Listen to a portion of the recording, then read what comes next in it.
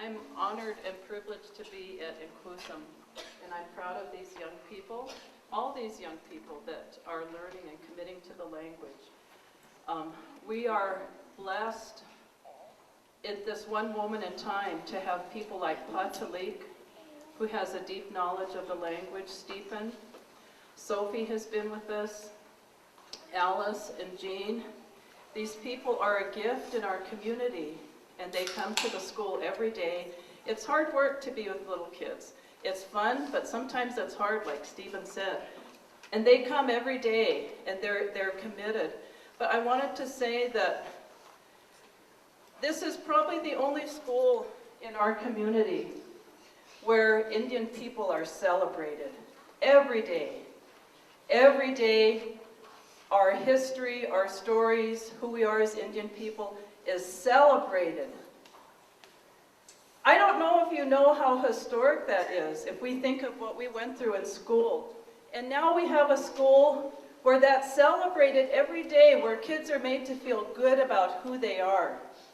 They're learning the language, and that language is our survival as people.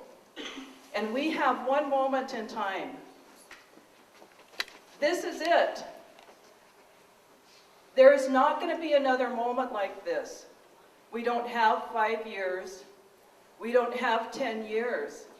This is the time that we have right now to save our language. We can't wait. That's why Pat's coming every day. Pat is 80 years old this year. Last year. He turned 80.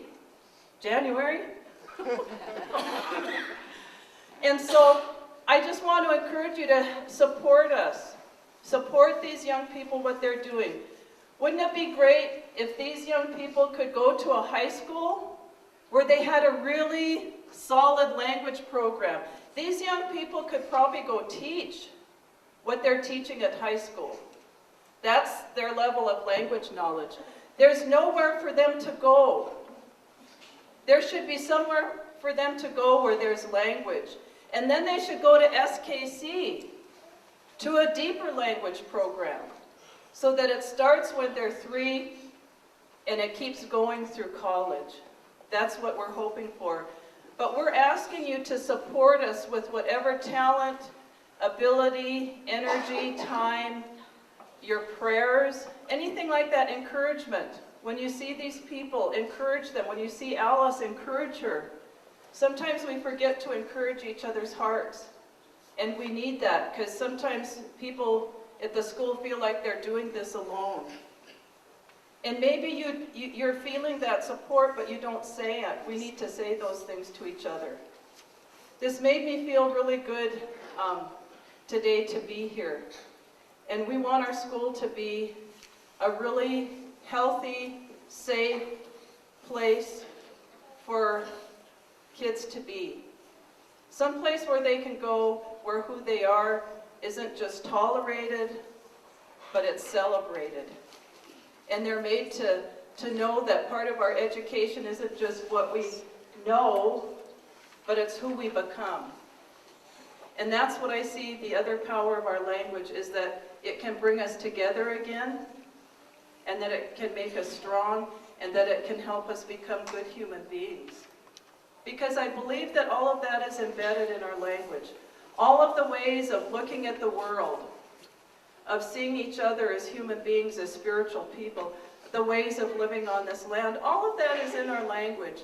So everything that we need for what we're lacking now, all of the hurt that we have, all of those problems that young people have, everything that our community needs, we have. We just have to bring that back really strong.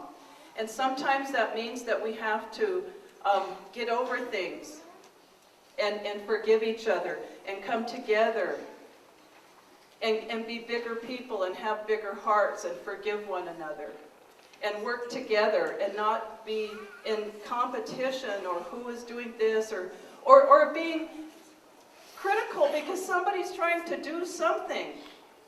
Anything that somebody does for the language is important. Anything. Any song they make, any little book they write, any story they tell, anything like that is so important.